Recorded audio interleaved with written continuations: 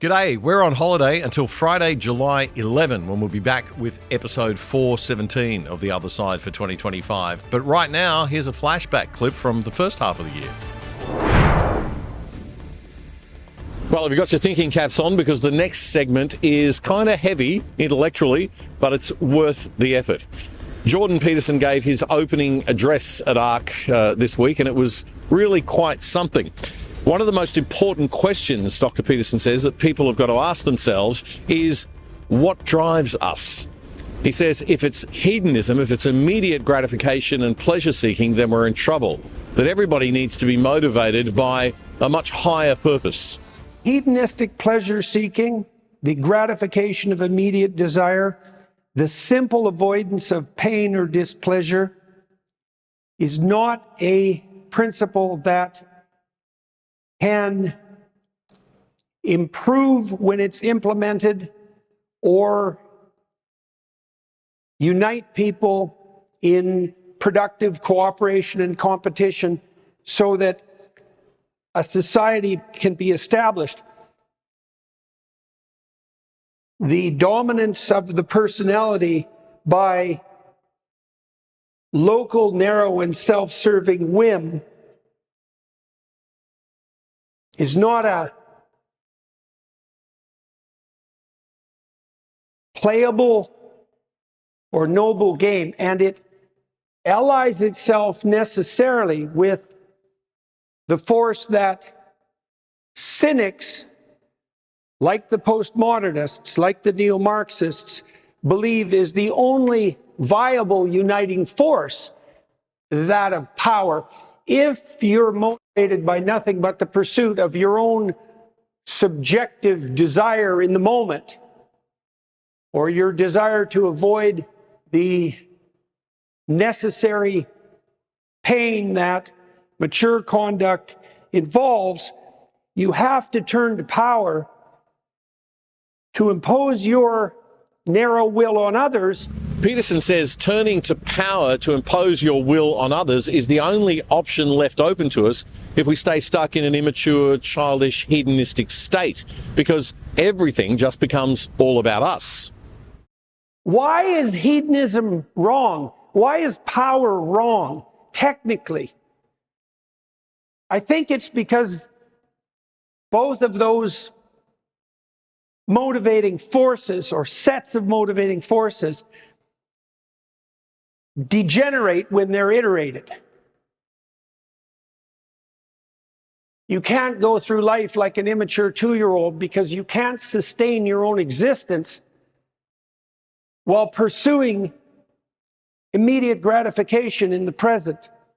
And you can't sustain a society in a productive and abundant manner over the medium to long run if you use power to subordinate the will of others involuntarily to your desires.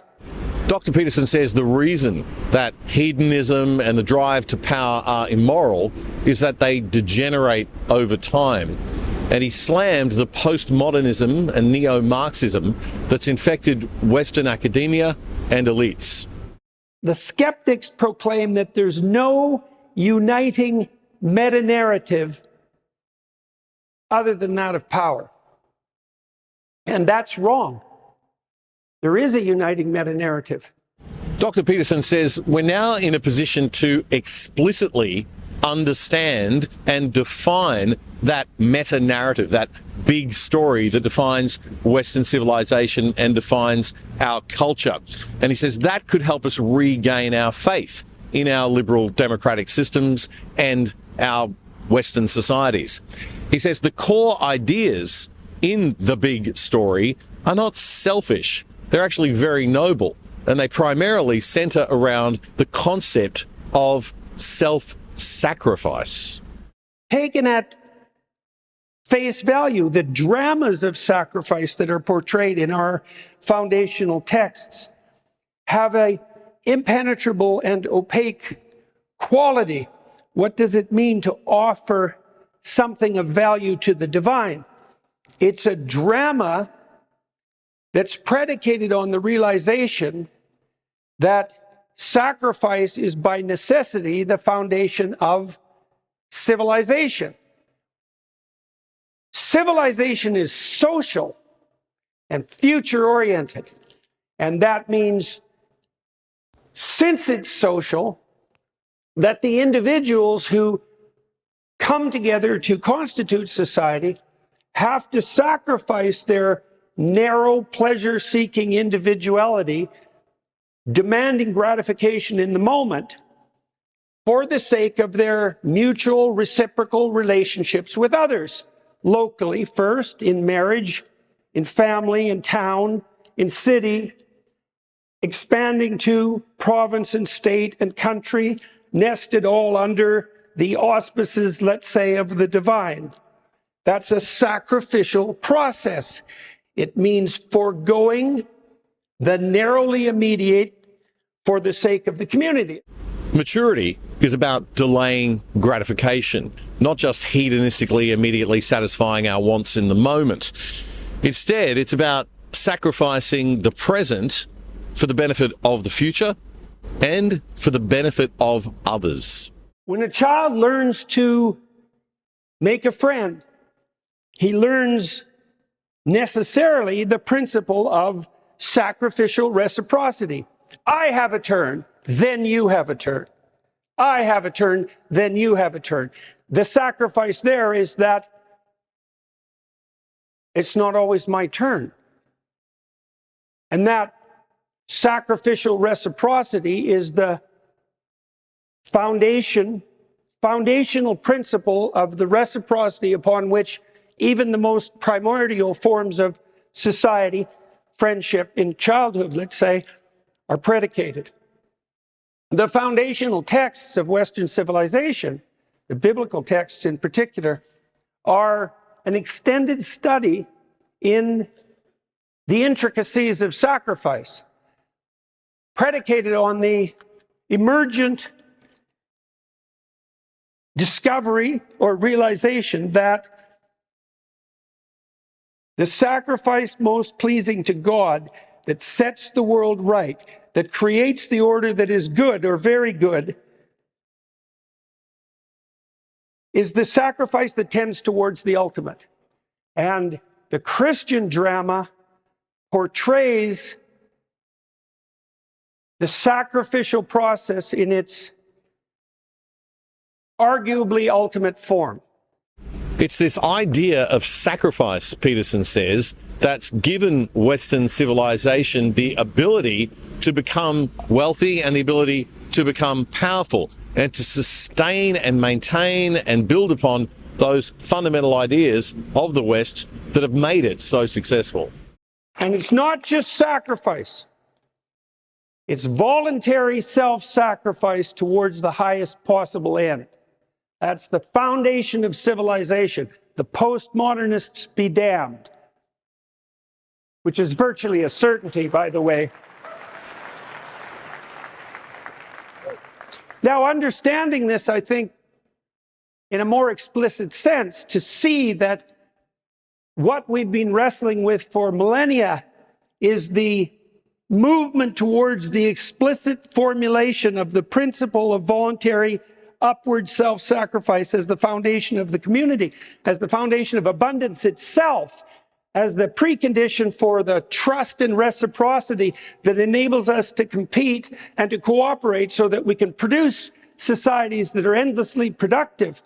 Okay, that was profound. What he's saying there is that the left and the postmodern elites who like to dump on the West are completely ignorant of the fact that the West's success wasn't built on exploitation, but it had to evolve through sacrifice and selflessness to the societies that we now have. And that the abundance that we enjoy today is a result of that, not the exploitation of others. The explicit understanding of the centrality of that principle, in my estimation, allows for the intelligent union of the traditional Western conservative with the traditional Western classic liberal. The hypothesis being that the stage is set for the emergence of the liberal individualism that we associate with the free Western world, the stage is set for the emergence of that ethos when the bedrock of reciprocal voluntary self-sacrifice is established and firm. And the conservatives stand for the self-evident foundation of Western civilization, and the classic liberals stand for its manifestation at the level of the individual. A manifestation which only maintains its validity when the underlying presumption of voluntary self-sacrifice serves as the proper foundation. In other words, if we don't operate in the world with integrity and with honesty, we don't get the goodies long term. We might get them short term, but they definitely won't last. So what is this civilizational moment that we're living through anyway? The civilizational moment is the opportunity that we have in front of us to wake up and to realize consciously and explicitly the nature of the dream that has enveloped us for the thousands of years of Judeo-Christian civilization. The sacrifice of self to the future, the sacrifice of self to the community as the necessary, inevitable, and revolutionary foundation of the civilization that makes us free and abundant. And so it's a core part of ARC's mission to get our story straight. Peterson finished his address by saying that in the Free West, we've acted out the story and we've benefited from it. And now we have the opportunity to understand it and define it explicitly and fortify it, becoming a beacon to the rest of the world. Thank you all very much for coming from all corners of the world to this conference. That was a flashback clip from the first half of the year of The Other Side. We're on our mid-year break right now. We're back on Friday, July 11 with brand new content. Make sure you join us then Friday, July 11 for the second half of the year with The Other Side. If you like The Other Side, one of the best ways you can support us is by signing up for the products of our sponsors. And one of our best sponsors is PIA VPN, the virtual private network that stops people spying on your internet activity. It'll keep you and your family truly safe from the prying eyes of big governments and corporations without slowing down your internet speeds. And you can watch Netflix or other streaming services using your regular accounts with them as if you're viewing from any country in the world. You can sign up for less than $3 a month and get a whopping 83% off the normal price. Just go to piavpn.com/otherside to sign up and you'll get the discount. And you'll get more info on those special deals if you check it out. That's piavpn.com/otherside.